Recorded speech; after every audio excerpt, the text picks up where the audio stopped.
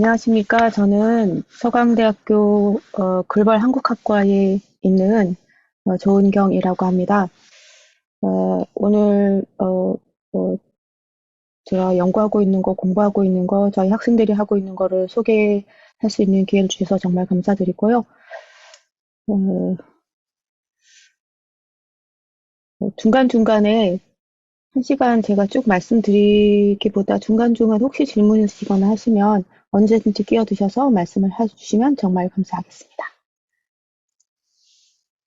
그, 오늘 말씀드린 내용은 좀, 우선 근현대 텍스트 자료와 비지도 학습에 대해서 말씀드리기 전에, 이제 이런 제가 연구 방법론을 취하고 있는 그런 어떤 전조?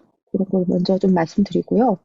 영어 단어로도 참 좋은 단어가 있더라고요. 프리머블이라고 한 단어가 있는데, 한 단어로 어떤 미래 전조가 되는 뭐 그런, 근데 이제 우리는 들어가기, 뭐 서론 이 안에 다 포괄을 하잖아요. 그래서 그런 단어가 있었고, 그리고 그걸 말씀드리고 나서 이제 근현대 텍스트 자료, 제가 주로 연구 대상으로 삼고 있는 자료의 범위, 그리고 비지도 학습에 대해서 간략하게 말씀드리고, 텍스트 자료를 또 구할 수 있는 것도, 어, 저희가 다, 옛날에는 저희 이제 지도 교수님도 그러셨고, 정말 학생들하고 다 같이 입력하고, 입력한 거 서로 바꿔서 뭐 공유하고 그랬었는데, 지금 웹 자료도 좀 있으니까 그런 것들 구할 수 있는 방법도 좀 소개드리고, 그 다음에 비지도 학습이라는 타이틀을 달고 있으니까 여기에서 활용할 수 있는 라이브러리나 비지도 학습의 개념에 대해서 특히 K-means 클러스터링과 요즘에 많이 이제는 조금 이것도 지나간 일이 된 것 같은데 단어 임베딩에서 특히 패스트 텍스트에 대해서 말씀드리고 그 다음에 근현대 텍스트 자료를 분석한다고 할 때 어휘 형태 정보 저희가 고려해야 되는 형태 분석이나 한자 토큰 문제 이거를 말씀드리고 그 다음에 개벽이라는 텍스트와 삼천리라는 근현대 잡지에 적용한 거 제가 좀 보여드리고 그리고 미래 연구 방향에 대해서 생각을 해보는 시간을 갖도록 하겠습니다. 오른쪽에 있는 그림들은 컨셉 차원에서 넣었습니다. 그래서 이 프리머블에 대해서 말씀을 드리면 요즘에 인공지능이나 디지털 인문학 이런 디지털 인공지능 이런 거 많이 쓰시는데요. 실제로 저희가 인문학자들이 과거 자료에 대해서 연구를 많이 하지 않습니까? 그런데 이제 현재 자료에 대한 것도 물론 의미가 있지만 제가 생각하는 제 관점에서는 과거 자료가 더 의미 있는 사실을 많이 담고 있다고 보고 있기 때문이고요. 그러면 이제 연구 방법론의 문제에 있어서 좀 뭐 인공지능이나 디지털 인문학 하면 현재 혹은 미래지향적인 방법이라고 볼 수 있고 자료는 과거이되 연구 방법론은 현재나 미래지향적이 되면은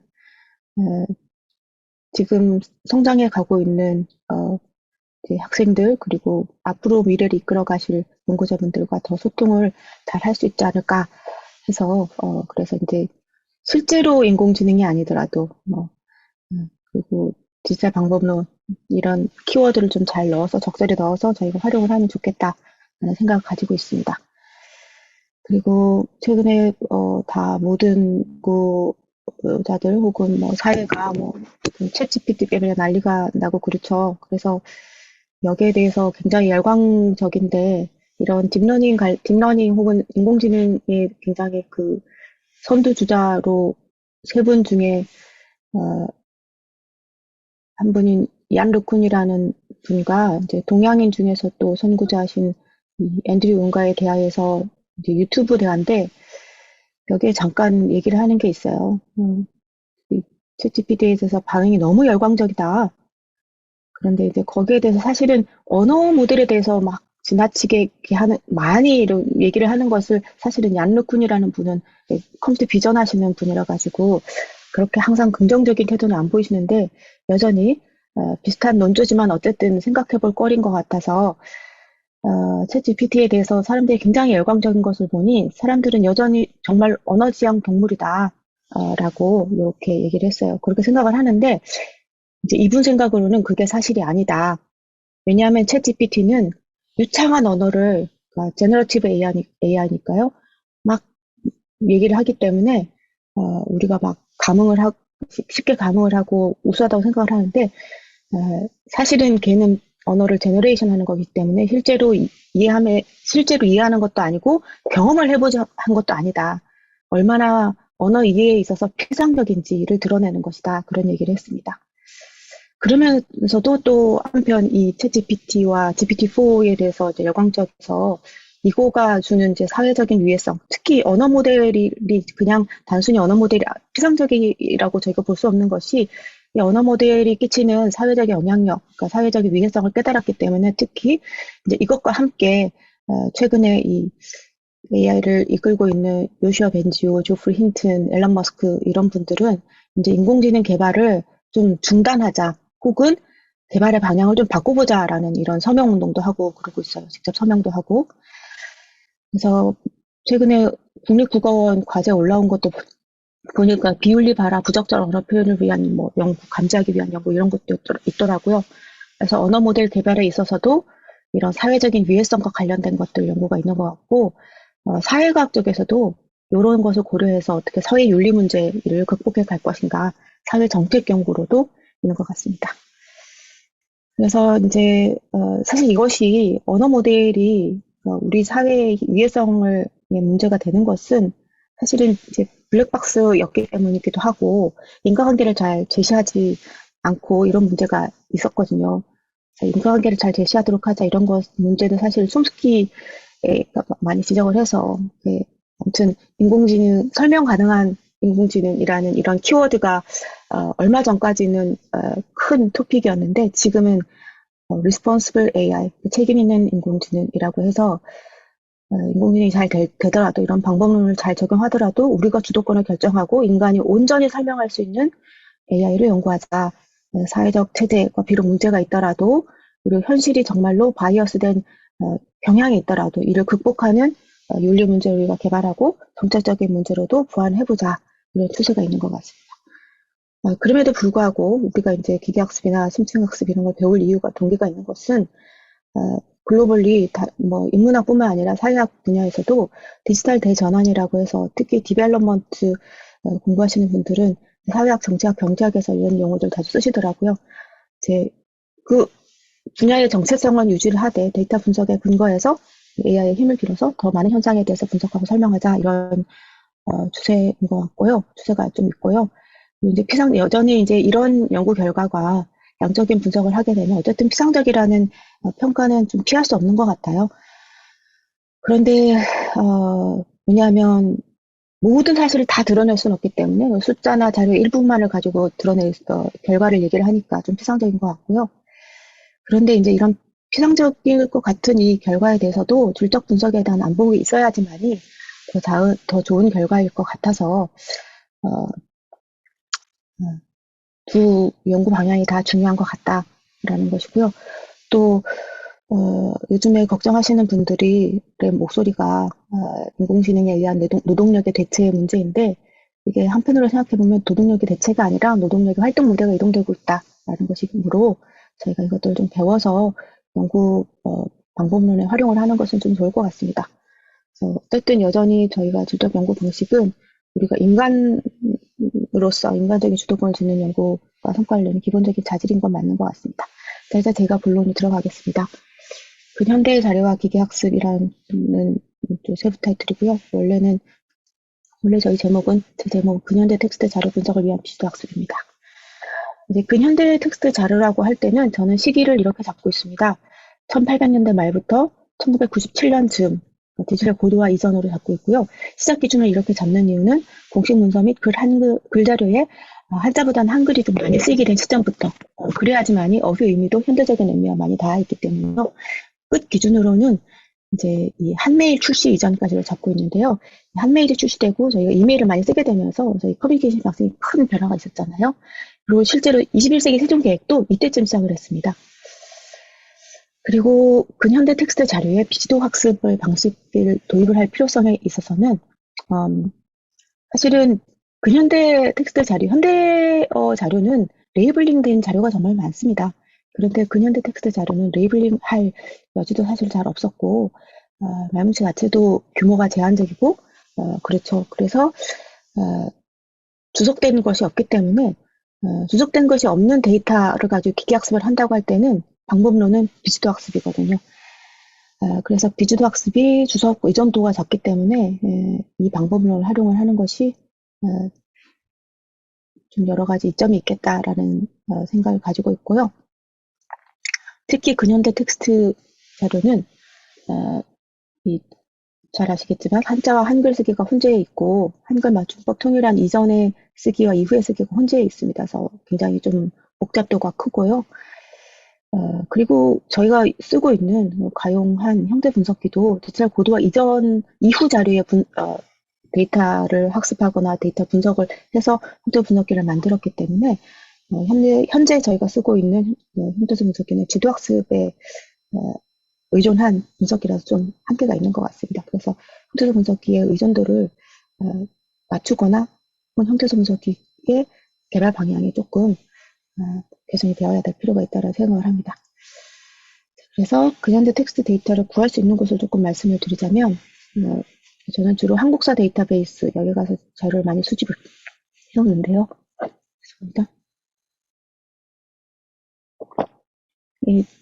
저기 링크 크게 있는데 아무튼 잘 보이게 되어 있으므로 보시면 제가 나중에 유튜브 올리실 때 이 파일은 같이 링크를 걸어서 보실 수 클릭하실 수 있도록 올리도록 하겠습니다. 그래서 이 한국사 데이터베이스가 한국사 관련한 정말 좋은 자료들을 웹 구조를 정말 잘 구조적으로 굉장히 일관된 구조로 잘 맞추어서 컨텐츠 개발을 하신 것 같아요. 그래서 또 웹 수집을 할 때도 좀 용이하게 쉽게 가져올 수가 있고요. 그리고 한국학중앙연구원 디지털 아카이브에도 좋은 자료가 많습니다. 그런데 이제 근현대 자료보다도 중세국어나 기존본 자료가 많고요. 그런데 제가 좀 여기서 자료를 조금 수집해 보니까 자료가 더 작죠. 더 작고 근데 이제 이 데이터 집합별로 좀 웹데이터 구조가 일관되지 않아서 다 새로 개발을 해야 되는 거예요. 그래서 좀 어려움이 있었습니다. 그리고 또 하나는 최근에 국립중앙도서관 디지털 컬렉션 여기에서 데이터 지원 프로그램을 내년도부터 시작을 한다고 합니다. 그래서 연구자분들이 신청을 하시면 데이터를 제공받으실 수 있고 해요. 저도 여기에서 올해 데이터 제공 프로그램에 선정이 돼서 데이터 제공을 받기로 했거든요. 그래서 알아두시면 좋을 것 같습니다. 그리고 또 하나는 국립국어원에서 여전히 연구자들이 쓰고 있기도 하고 국립국어원 21세기 세운계획 성과 말뭉치 옛날에 정말 비판도 많이 받았고 하지만 그렇지만 이것이 여기에 구축된 말뭉치들이 근대까지는 아니어도 현대지만 디지털 고도화 이전의 자료들이 많기 때문에 요즘에 구축되는 말뭉치와 비교를 해보면 굉장히 차이가 있을 것 같아요. 그래서 이것도 의미 있는 자료일 것 같습니다. 그 다음에 비지도 학습을 하기 위한 유용한 그런 라이브러리와 학습 도구를 소개해드리면 잘 아시겠지만 파이썬은 데이터 이익성이나 운영체제 연동이 용이하기 때문에 그리고 사용자가 가장 많기 때문에 많이 쓰실 수 있는 공짜로 배포되는 것들이 많기 때문에 쓰시면 좋을 것 같고요. 이제 클러스터링 튜토리얼로 사이킷런이라고 합니다. 사이킷런으로 이렇게 검색을 해보시면 클러스터링 방법이 여러 개 있어요. 특히 K민주도 잘 알려져 있고 코드도 그대로 있습니다. 근데 이제 그 예시를 저희 데이터로 바꿔야 하기 위해서는 어느 정도 알고는 가야 되기 때문에 파이썬 기본을 좀 아셔야 되고요. 그 다음에 워드 투백 튜토리얼이랑 워드 투백도 워드 임베딩도 사실은 데이터 레이블링이 없는 상태에서 유사한 단어들의 묶음을 찾는 거거든요. 이것도 언수프 발달원입니다.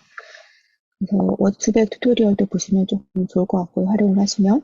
그리고 패스트 텍스트라고 해서 요거는 워드 투백의 기본적인 러닝 알고리즘은 이러다가 쓰지만 그 단어의 토큰의 구성 단위를 조금 더 개선하는 모델이에요. 패스트 텍스트라고 해서. 그래서 캐릭터 앵그램을 크게 개선한 모델이라서 이것도 오늘 조금 더 소개를 해드리도록 하고요. 그리고 문서의 지도 주제를 찾는 방법으로 연구자들이 많이 활용하고 계시는 젠심 LD 분석도 여기에 젠심 웹사이트에 가시면 이제 예제 코드와 함께 활용을 하실 수 있겠습니다.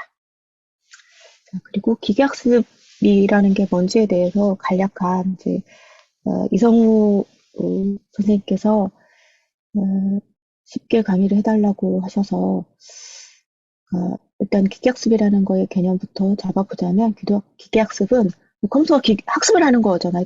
데이터를 주고 학습을 하는 건데 거기에도 세 가지 유형의 제가 주석이 있는 데이터로부터는 지도학습을 하고 주석이 없는 데이터로부터는 비지도학습을 하고 이런 얘기를 자주 하고 있는데요.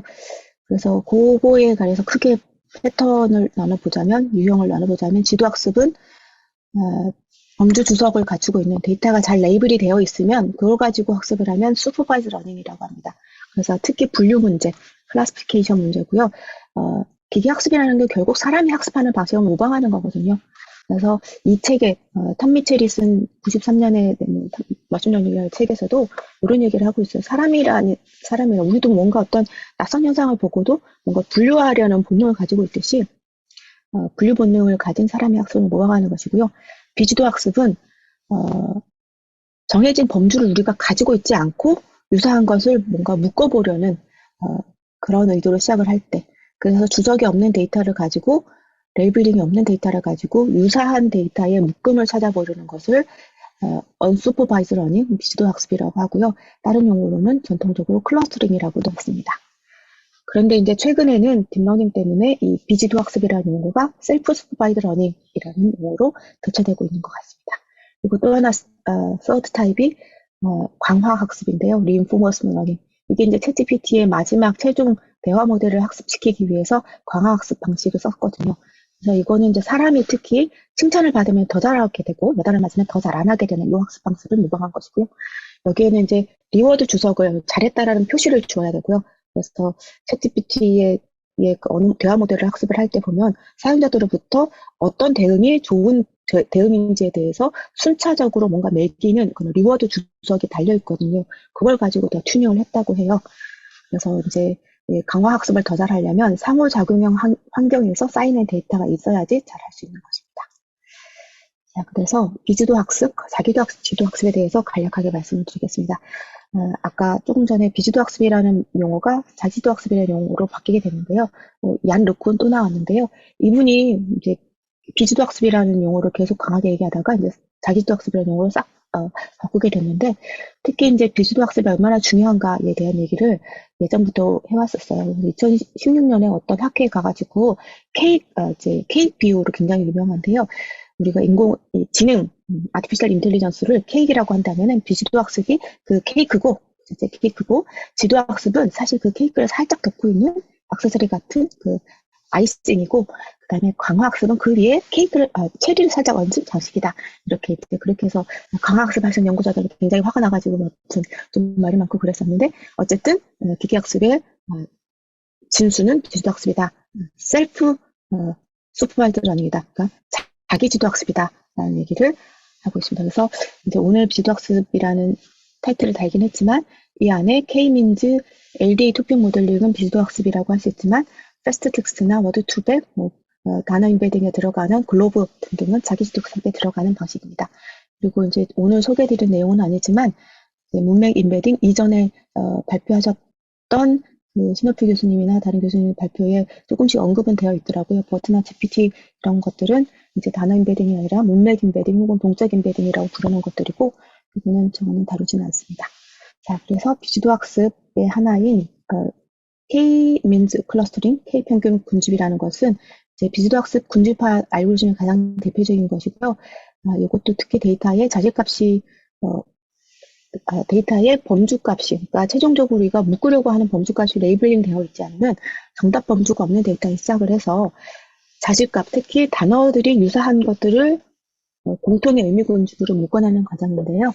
이제 K 평균 군집이라고 하는, 그러니까 레이블링이 안 달려있기 때문에, 주적이 없기 때문에 몇 개의 의미 군집으로 묶어내야 되는지도 모르는 거예요. 그래서 K를 저희가 설정을 해주면서 시작을 해요. 그래서 K의 군집으로 묶되 유사한 것끼리 묶자라고 하거든요. 그래서 이게 K 민즈 클러스팅의 중심 핵심 수식인데요. 알고리즘의 수식인데 이 X는 문서의 각각의 자질이고요. 미우는 평균이잖아요. 어떤 클러스터의 핵심을 표현하는 평균적인 양상을 표현하는 평균 자질에서 각각의 텍스트의 자질들이 얼마나 거리가 가까우냐. 그래서 그 거리가 가깝게끔 하는 거, 이너시아라고 부릅니다. 이너시아가 최소가 되도록 모든 클러스터가 이너시아가 최소가 되도록 반복해서 학습하는 것이 K평균 군집입니다. 그래서 이거가 얻는 효과는 뭐냐면 데이터가 이제 특히 텍스트 말뭉치면 그러니까 K평균 군집은 텍스트 클러스터링만 쓰이는 것이 아니라 어떤 다른 데이터 타입일 때도 쓸 수가 있어요. 그래서 데이터가 텍스트면 공통 단어 출현이 유사한 것들을 모으는 거. 공통 단어 출현이 유사하다라는 말은 맥락이 공유된다라는 것이죠. 그런데 이제 이렇게 하다 보니까 텍스트인 경우에는 저희가 그 안에 단어들, 특히 토큰에는 크게 의미가 없는 것들이 있잖아요. 뭐뭐 할 수가 없지. 이런 수, 등, 이런 고빈도 빈출 단어들은 좀 가중치를 낮추어서 해야 될 필요성이 있기 때문에 이제 이 과정에서 TF, IDF, 벡토라이제이션 이런 것들은 이제 문서 중에서 특히 이런 토큰들의 단어 분포를 고려한 가중치 계산이 필요하고요. 이런 것들을 오늘 좀 조금 간략하게 소개를 드리겠습니다. 그리고 이제 어쨌든 이 K 민트 클러스터링이라는 것은 어떤 레이블링된 데이터가 없기 때문에 범주를 미리 정하지 않고 순전히 바텀업으로 의미 묶음을 만드는 그런 것이기 때문에 이 의미 묶음들을 보텀업으로 만들어서 각 의미 묶음들마다 어떤 대표 단어들로 그 의미 묶음을 표현하는지를 보는 것은 의미 있는 과정이라고 할 수 있을 것 같습니다. 그리고 이제 잠재 드리슈르 할당 LDA 토픽 모델이라고 불리는데요. 요거는 이제 이 수식으로 LDA 토픽 모델링은 이제 이게 저희 인문사회학자들이 수식을 이해하기는 좀 어려운데 이제 그림으로 잘 소개되어 있는 것이 있어요. 그래서 우리가 문서셋이 이렇게 되게 많이 있어요. 각각의 문서는 여러 개의 단어들로 표현이 되고 있고요. 결국 어떤 비지도 학습으로서 토픽 혹은 클러스터를 우리가 묶어낸다고 한다면 그 토픽은 단어들의 표현이고 그 단어들은 문서를 구성하고요. 그래서 여기에서도 마찬가지로 K평균 군집처럼 몇 개의 토픽이 뽑아낼 수 있는지 우리는 몰라요. 그렇지만 K를 임의로 설정을 해서 최적의 K를 찾아가는 과정이거든요. 그런데 여기에 확률적인 분포 과정이 있습니다. 그러니까 이 단어의 분포든 토픽의 분포든 이것들이 디지슐레 분포를 따른다고 가정을 하고 있어요. 그러니까 어떤 단어가 어떤 토픽에 속할지 모르기 때문에 레이턴트하다라는 뜻이고요. 이 잠재가. 그리고 단어든 토픽이든 그것들이 확률 모델로서 디리슐레 모델을 확률 분포를 따른다고 있기 때문에 잠재 디리슐레 그리고 단어들을 어떤 토픽에 막 할당을 해보면서 학습을 하는 것이기 때문에 잠재 디리슐레 할당입니다. 그래서 이런 확률 분포 모델을 따라서 이제 학습을 해서 토픽 클러스터를 만들어내는 그런 방법론이 있고요. 이것도 이따가 잠깐 보여드리겠습니다. 결과를 삼천리에 적용한 결과를요. 그래서 이제 최근에는 또 이 인공지능 딥러닝 모델 때문에 여기에 이제 부응을 해서 버트가 17년 말 18년에 나온 것이라고 볼 때, 그래서 이 모델을 프리트레이닝 사실은 버트나 GPT나 이것들은 제가 이해하기로는 정말로 많은 데이터로부터 보캐브러리를 동적으로 의미를 할당하게 하는 보캐브러리 셋을 정말 많이 가지고 있다라는 것이라고 보이거든요. 그래서 버트 베이스드 토픽 모델링도 많이 나왔어요. 몇 개 나와 있는 게 있어요. 그래서 이제 저희 학생들에게 토픽 모델링을 알려주고 버트를 알려줬더니 요거를 찾아가지고 활용을 해보고 있더라고요. 그래서 요즘에는 버트 베이스드 토픽 모델링도 있습니다. 그것도 이제 소개를 해드리고 싶지만 시간 관계상 생략하겠습니다. 그리고 이제 또 다음 세 번째 방법이 단어 인베딩인데요. 이 단어 인베딩 안에는 워드 투백 잘 알고 계시는 워드 투백이나 그리고 요걸 개선한 패스트 텍스트나 그리고 투백을 개선한 글로브 이런 요거 세 가지가 이 워드 인베딩에 속하는데요. 이제 워드 투백은 한림과학원 세미나에 보니까 22년에 11월에 박준호 교수님이 강의하신 것이 있고 지난번에 수표 교수님 강의를 하신 것이 있어서 생략을 하고요. 그리고 패스트 텍스트도 워드 인베딩이 하나인데 이제 요 패스트 텍스트를 보완해서 낸 논문의 제목이 Enriching Word Vectors with Subword Information이에요. 그래서 보시는 것처럼 서브워드, 그러니까 조각 단어의 정보를 더 보완한 단어 벡터 모듈이거든요. 그래서 조각 단어라는 게 뭐냐면 이렇게 캐릭터 ng을 조건을 줘요. 이를테면 n이 3개라는 조건을 주면 그러면 이전에는 워드2백이나 이런 데는 형태수 분석기를 쓰거나 어떤 그냥 단순히 어절 단위로만 자른다고 할 때는 그 고정된 단어만 단어 벡터를 만드는데 패스트 텍스트는 요 벡터 n그램을 구성을 해서 고정 단어뿐만 아니라 조각 단어, 그러니까 서브워드에 해당하는 where를 특히 하나의 단어가 있다면 얘의 조각 단어인 WHE, HER 이런 여러 개 단어와 그리고 where라는 단어를 같이 임베딩을 합니다. 그렇게 해서 조각 단어와 원래 단어의 표현력을 더 높이는 그런 임베딩 결과를 언어 모델을 만들 수 있고요.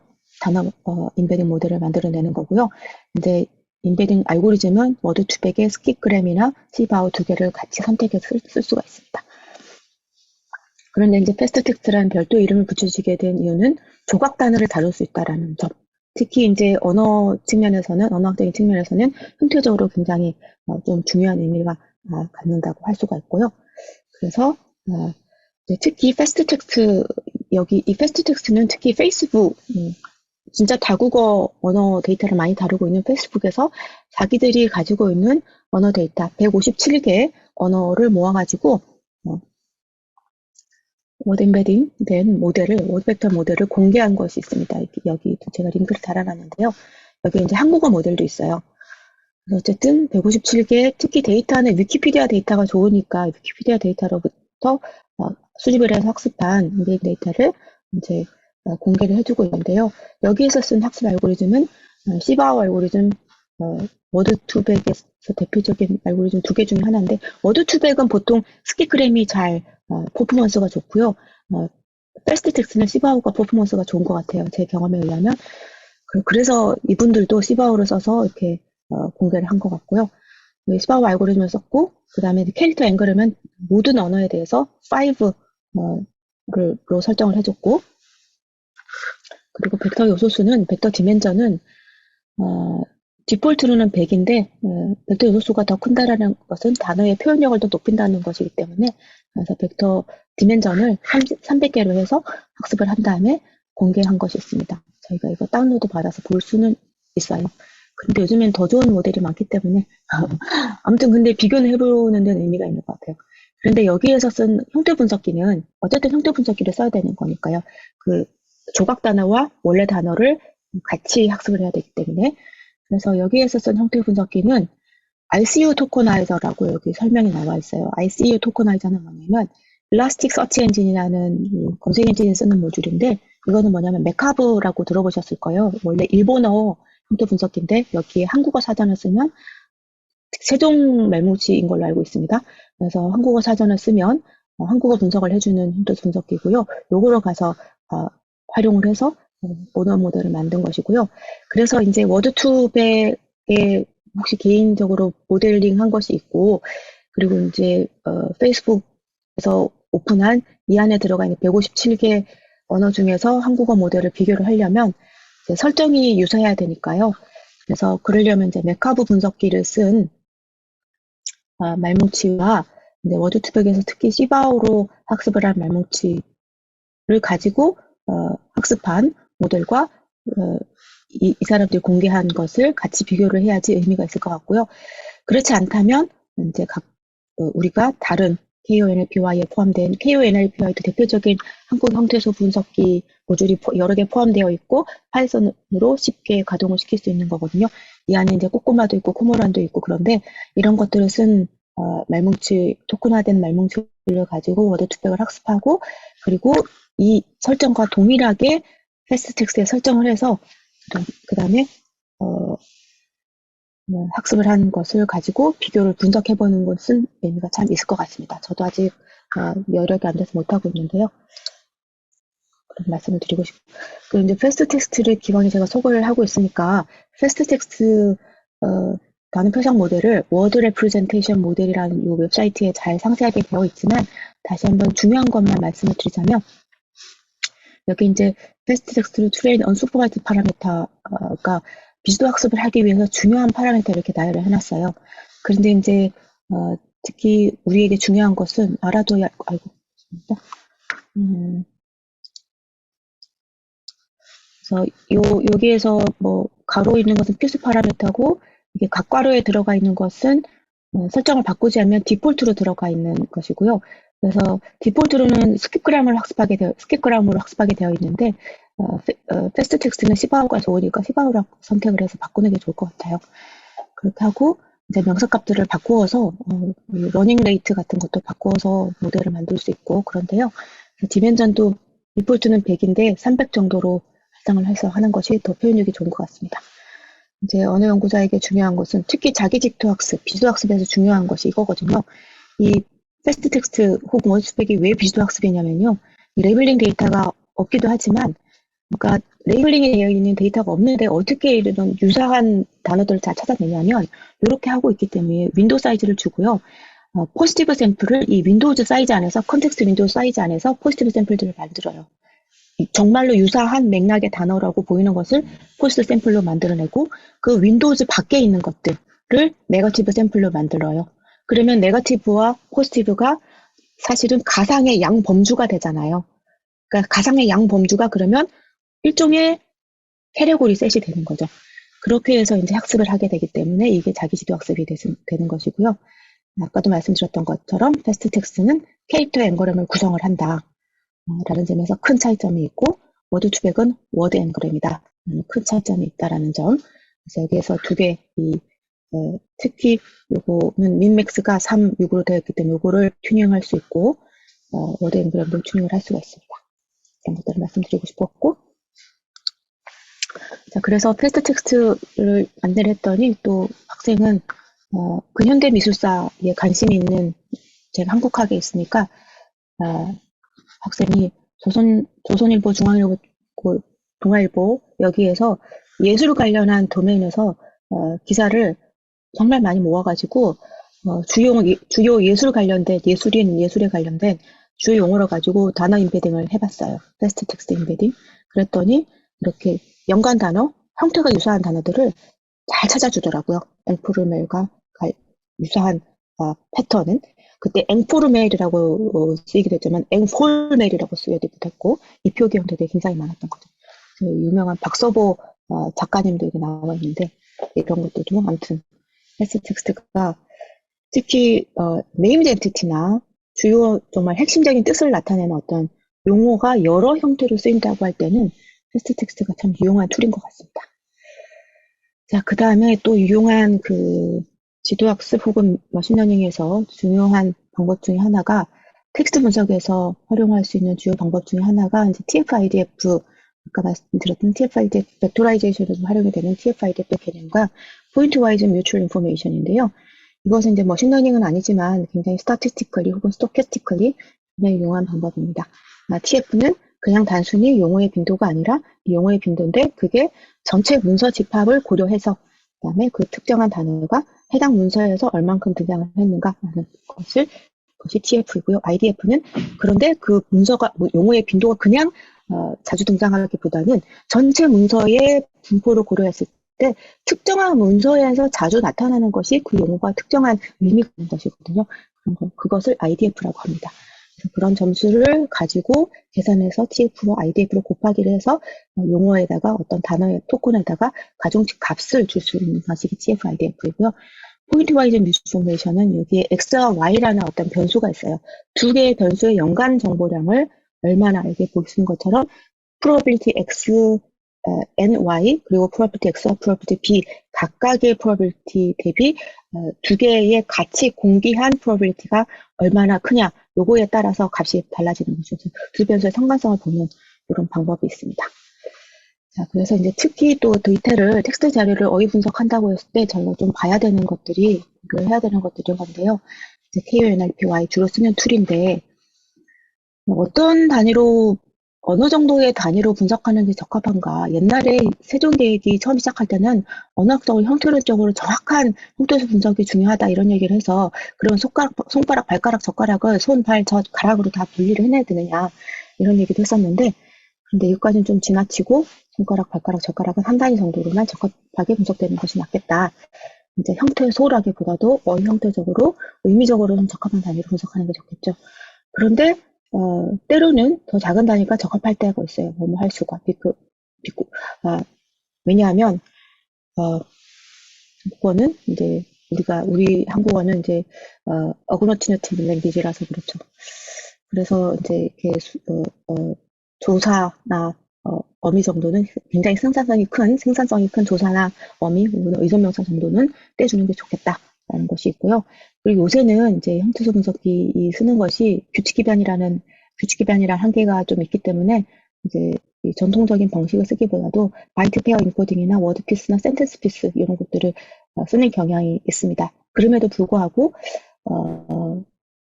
요것도 사실은 좀 데이터가 많으면 잘 동작을 하는데 이제 근현대 텍스트인 경우에는 그다지 썩 좋지는 않았던 것 같아요. 어쨌든 데이터 자체가 크기가 작기 때문에.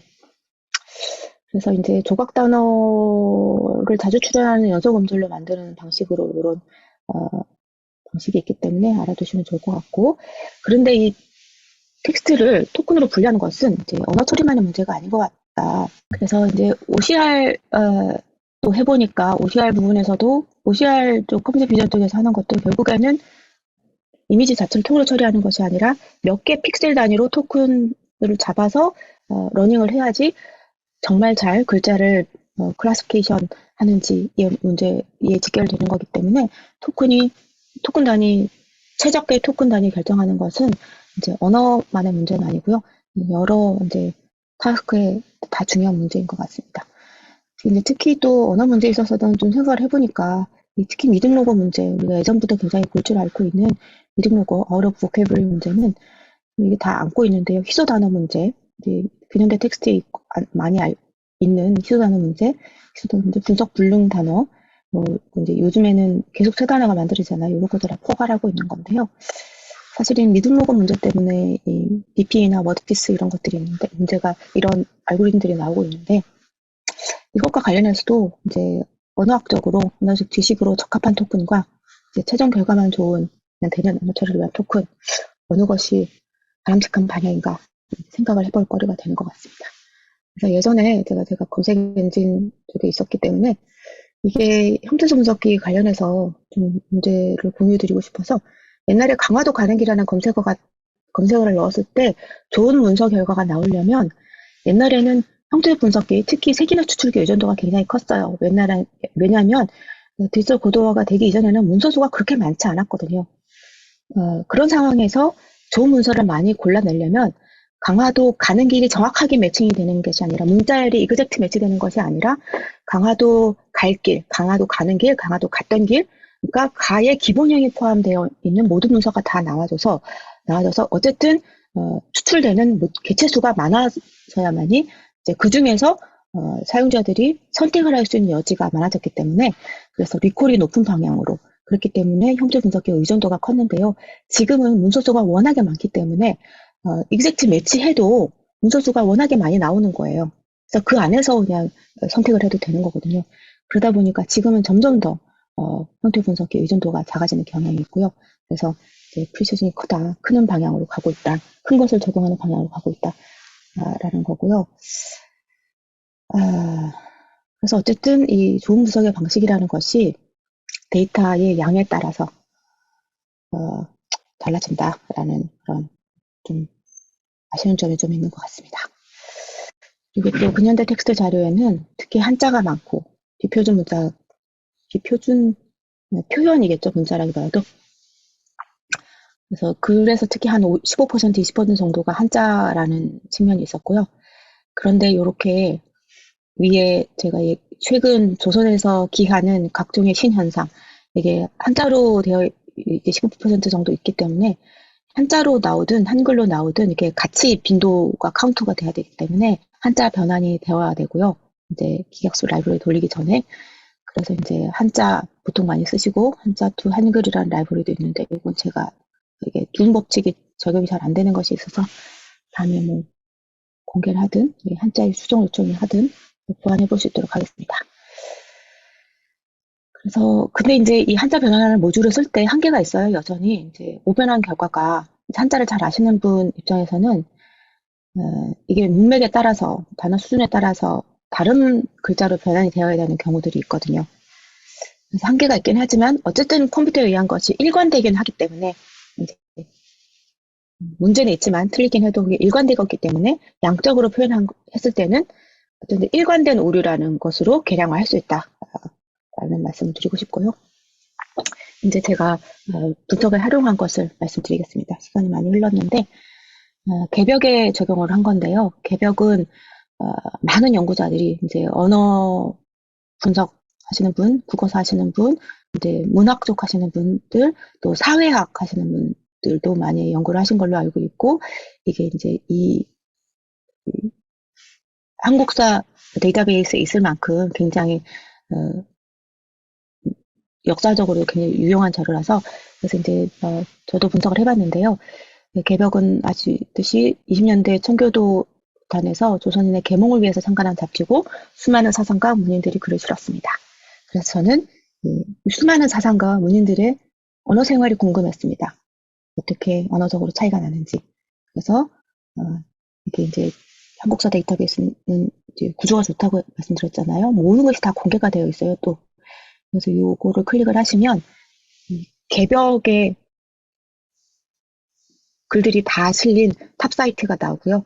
그 밑에 개별의 글들은 그 각각의 여기에다가 이제 서픽스를 붙여서 URL이 확장되는 방식인데요. 근데 이제 이 서픽스를 거쳐서 URL이 확장되었긴 하지만 어쨌든 사람이 이 하나하나 문서를 찾아갈 때는 펼쳐보기, 뭐 문서 개별 글로 들어가기 이런 것들이 마우스 클릭을 통해서 가기 때문에 이것도 좀 자동화하려면 파이썬에 있는 셀레니움 같은 이런 라이브러리를 써서 요거를 자동화해서 그런 다음에 문서를 수집하는 방식이 있고요.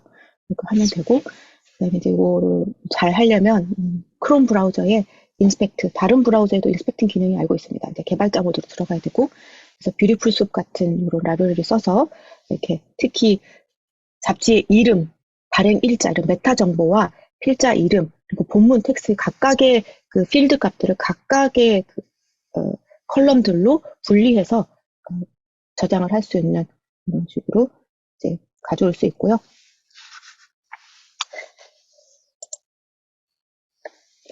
그래서 이제 가져올 수 있고, 그 다음에 언어 분석은 왜냐하면 우리가 이건 텍스트 통째로 되어 있기 때문에 단어 단위로 빈도나 정보량을 계산하려면 당연히 형태 분석기나 기타 등등의 분석기로 분석을 해야 되고 한자 변환해야 되고 그다음에 형태 분석기로 분석만 하고 나면 이제 용언 기본형과 조사 어미 다 같이 그리고 오기 때문에 여기에서 이제 용언의 기본형을 뽑는다든지 명사 추출한다든지 그런데 이제 이름절 불용어가 굉장히 많이 나와요. 이제 현대어만 들어가 있는 것이 아니기 때문에 그래서 이름절 불용어들 그래서 에게 다 이런 것들 좀 이렇게 약간 규칙을 줘서 필터링하는 그런 방법도 단계가 필요하고요.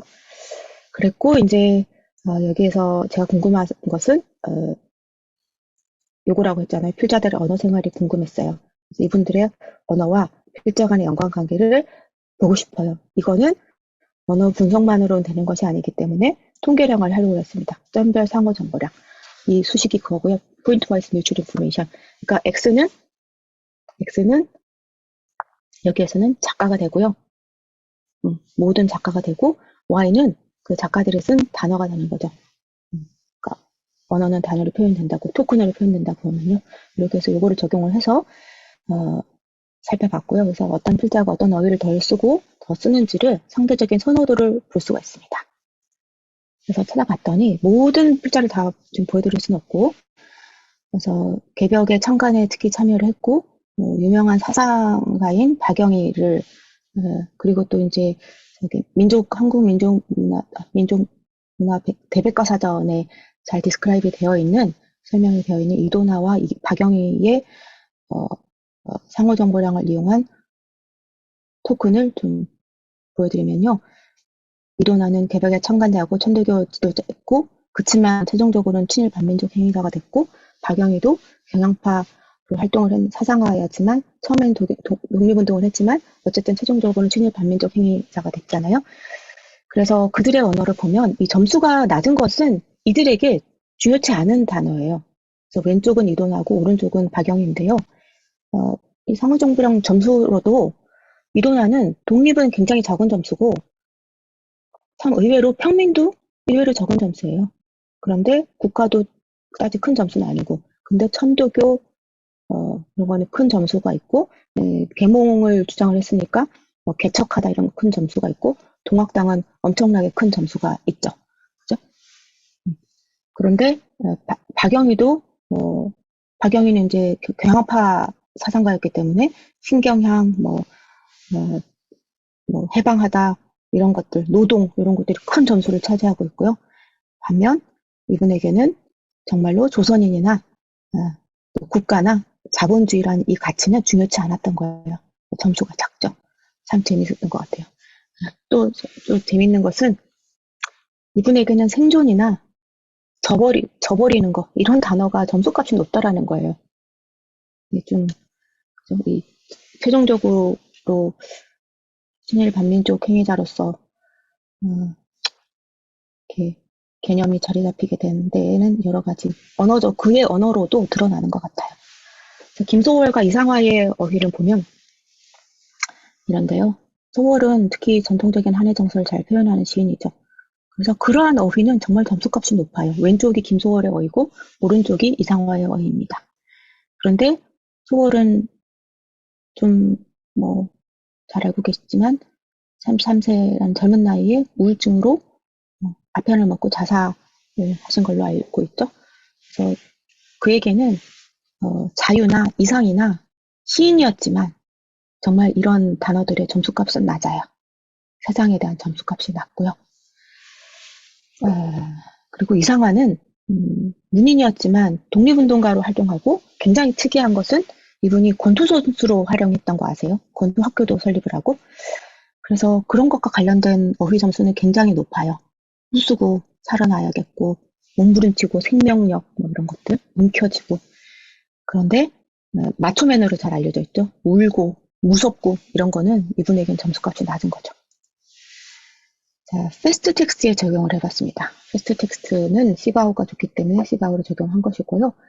패스트 텍스트는 아까 다른 예에서도 봤듯이 유사한 패턴, 문맥 동의어를 잘 찾아줘요.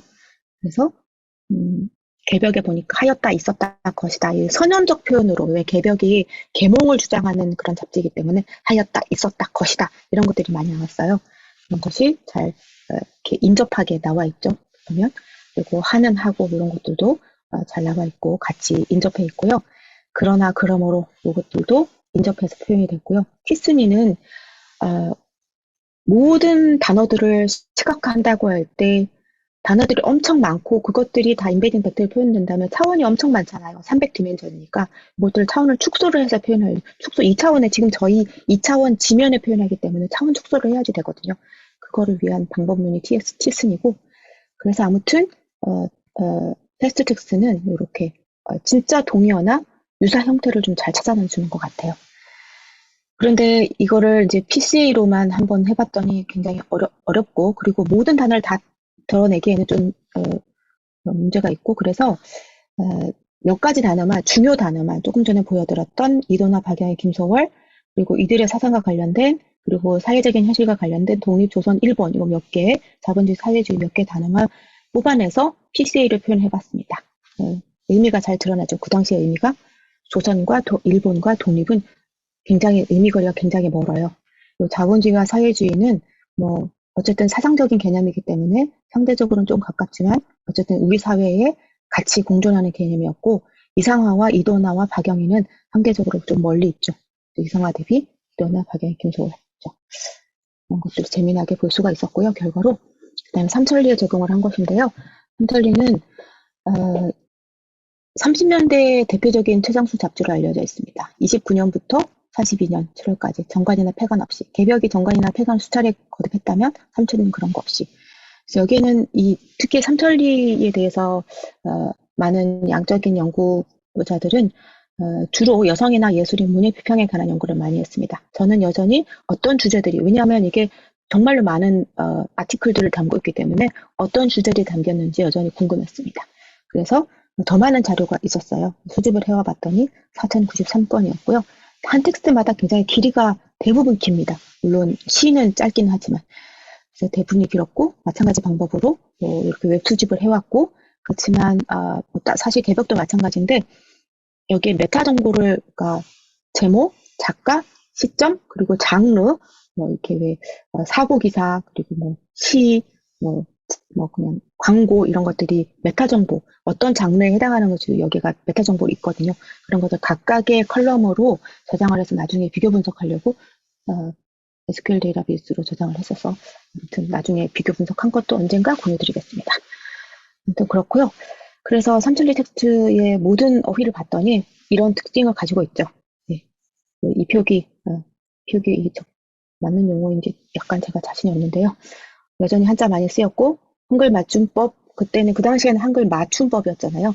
한글 맞춤법 통일에 나온 시기가 1933년이었는데 그 시기 안에 있지만 여전히 왜냐하면 전과 후의 텍스트인데 어쨌든 후의 텍스트도 여전히 잘 안 지켜지지 않았습니다. 그래서 문제가 있었고 용언 활용형에서 활용형에서 용언의 기본형과 명사 위주로 주로 뽑아냈고요. 그렇긴 하지만 그렇다고 할지라도 원문을 봐서 어휘적인 특징을 볼 필요가 있기 때문에 좀 미리 선험적으로 봤습니다. 봤고 뭐 재미난다기보다 흥미로운 어휘가 이거죠. 이게 삼천리가 29년부터 42년간에 간행된 잡지고 이때 월드워가 있었잖아요. 39년부터 1945년까지 2차 세계대전. 그래서 이 삼천리에 보면 히틀러를 유난히 많이 언급을 했어요. 히틀러 이런 단어들이 보였습니다. 그래서 사회적인 연구를 하기에도 삼천리도 여전히 중요하다 말씀드리고 싶고 그래서 삼천리의 K-means 클러스터링을 해봤더니 12일대 그러니까 몇 개 군집이 최적인지는 잘 모르지만 자기가 정할 수 있다고 그랬잖아요. 요거의 점수값을 평가를 할 수 있는 것인데 그것도 말씀드리면 좀 길어지니까 그래서 아무튼 군집의 개수를 12로 했을 때 좀 적긴 하지만 어쨌든 유의미한 의미 집합을 보여주는 것 같아요. 삼천리 그 잡지 지사 편집국과 관련된 거, 세계 전쟁과 관련된 거, 그죠? 그리고 문예 춘원 작품과 관련된 거. 그 당시에 우리에게 백화점도 있었고, 그죠? 저널리즘이 또 시작이 되고 있기 때문에 동아일보, 백화점 경영 문제 이런 것도 있었고, 사실 학교라는 단어는 굉장히 근대적인 언어잖아요. 학교 선생님, 장 이런 것도 있었고요. 그리고 여성 문제 많이 부각이 됐었는데 여자 연애, 여성 이런 단어들이 보였고 이때 또 영화가 또 상영이 됐었죠. 그래서 연극, 촬영, 감독 이런 의미도 있고 유학도 많이 갔었는데 청년들이 동경학생 학교 이런 것들이 있었고 물론 조선인의 민족 문제 이런 독립 문제도 드러나고 있었습니다. 톱 클러스터를 22로 설정을 했을 때는 조금 더 풍부한 클러스터를 보이고 있는데요. 제가 눈에 띄는 것은 결핵. 이 당시에 정말 결핵으로 여러 문인들, 이상 같은 그런 작가들도 결핵으로 들어가셨잖아요. 결핵과 관련된 그런 의미 접합도 보였고, 아무튼 다양한 사회 현상을 보이는 사회 문화적인 양상을 이 클러스터가 보여주고 있었습니다. 그래서 이혼 문제도 보여요. 이혼 문제. 19번 클러스터 남편 부인 이혼. 여기 아내는 이혼 안 한다는 것이 아니라 아내의 이 표기, 아내 이런 것도 있었고 교수라는 단어도 보였고요. 이 당시에 좀 다양한 어휘를 보면서 여기에 삼천리에 어떤 내용들이 주제들이 담겨 있는지를 살필 수 있었습니다. 그래서 LDA 토픽 모델링을 적용을 했더니 이제 결핵과 관련된 토픽 클러스터가 지금 LDA 토픽 모델링을 했더니 6개 클러스터로 모델링하는 것이 최적이라고 좀 평가가 돼서 10개짜리를 보여드리면 이 중에서 다 보여드릴 수는 없고 8번만 보면 8번이 특히 결핵 관련된 어휘가 좀 눈에 띄거든요. 결핵, 폐결핵, 결핵균, 환자 이런 것들. 여기에 보면은 이 결핵이라는 병적인 증세의 문제가 당연히 그냥 단순히 그런 건강의 문제가 아니라 문학이나 작가, 작품, 사회 등의 관련 문제와 다 연관이 되어 있다는 것이 어휘적으로 표현이 되고 있죠. 그죠? 근대화 과정에 있었던 문제이기도 하고 그런 것들 보여주고 있습니다. 단행 배딩 시각화를 좀 보면 이 삼천리는 패스트 텍스트보다도 워드 투백 스킵그램으로 했을 때 더 좋은 의미 군집을 만들어내는 것 같아서 좀 대표적인 의미 군집을 만들어내는 것 같아서 오른쪽에 보여드리고 있고요. 여기에서도 이미 앞에서 보여드렸던 도시화 문제 가족 문제, 그리고 세계와 전쟁의 문제, 그 안에서 조선의 문제, 혹은 대한제국의 문제 등이 드러나고 있었고요. 또 한편 예술과 문화, 운동, 사상, 정치 등의 문제가 어휘적으로 드러났습니다. 또 패스트 텍스트로 시각으로 한번 봤더니 뭐 여전히 여기에 조선인, 조선 사람 정말로 의미적으로 연관된 단어들이 조금 가까이 있는데요. 그렇지만 워드 투백이 더 좋은 것 같아서 워드 투백을 보여드렸습니다. 이제 거의 결론에 가까운 얘기인데요. 여기까지 이제 제가 근현대 텍스트 자료를 가지고 비지도 학습 방법을 주로 활용을 해서 연구했던 결과를 좀 보여드렸고요.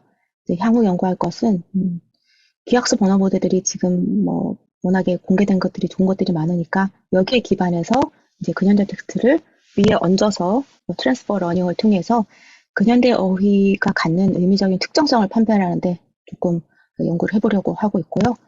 그리고 이건 좀 다른 얘기인데 이제 계속 이 딥러닝 관련해서는 이제 계속 서구인들만 활발하게 활동을 한 것 같지만 사실은 페이페이라는 여성분이 있어요. 여기 스탠포드 대학에 있는 분인데 비주도 학습이라는 것이 아주 예전부터 많은 관심을 가지고 있었고 원샷 러닝이라는 연구를 오브젝트 카테고리스 이런 게 있었는데 이분이 사실은 이제 컴퓨터 비전으로 시작을 했지만 텍스트와 같이 결합을 해서 이제 연구를 해서 실용적인 연구를 많이 보여주고 했거든요. 특히 이제 인공지능 민주화라고 해서 일반인들의 디지털 접근도를 높이기 위한 연구를 많이 했습니다. 그래서 재밌는 분인 것 같아요. 그래서 제가 평소에 참고를 많이 하는 분이고 요것도 관련된 연구고 슈퍼바이저 러닝에서 트랜스퍼 러닝을 해서 어떻게 이제 딥러닝의 방법론을 비주도 학습에 더 잘 활용을 할 수 있는지 이런 것들이 이런 용어는 많이 들어보셨을 것 같아요. 피샷 러닝이니 원샷 러닝이니 이런 것들이 오래전부터 시도되어 왔던 거다. 근데 지금 데이터가 더 많아졌기 때문에 더 잘 저희가 활용할 수 있는 지금 단계가 됐고요. 그런데 처음에 제가 시작에 말씀드렸던 것처럼 지금 그 인공지능 개발 방향을 바꾸자, 중단하자 이런 얘기들이 나오고 있는데 특히 지오프리 힌튼이라는 분이 굉장히 인공지능 개발에 선두 역할을 해오신 분이고 튜링상도 받고 막 그러셨는데요. 특히 이 AI 개발을 대중화에 기여한 알고리즘이 백프로프게이션인데 볼트만 머신의 백프로프게이션인데 자기가 개발한 알고리즘 이제 뒤로 하고 이제 알고리즘 이름도 재밌어요. 포워드 알고리즘이에요. 최근에 만들었는데 그리고서 최근에는 또 인공지능 개발 중단하자, 개발 방향을 바꾸자라는 거에 서명을 하시고 페이스북 그 AI 센터를 나오셨어요. 페이스북이 아니라 구글.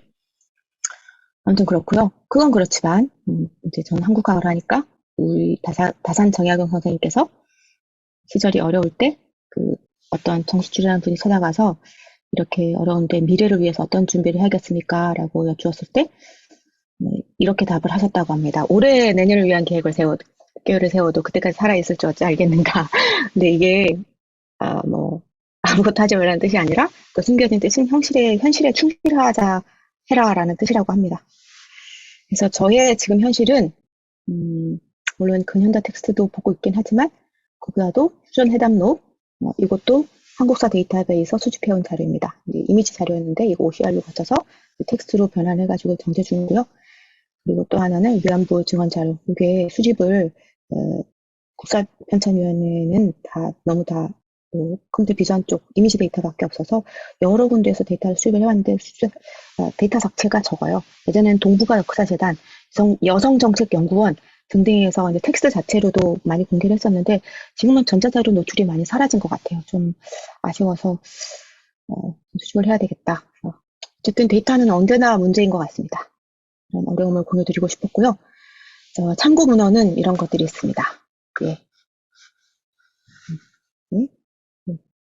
KUNLPY 그리고 아까 잠깐 소개해드렸던 이것도 최신의 방법을 결합한 투표 모델링 방법도 있습니다. 네, 여기까지 제 발표이고요. 지금까지 들어주셔서 여러 가지 어려움에도 들어주셔서 감사드립니다.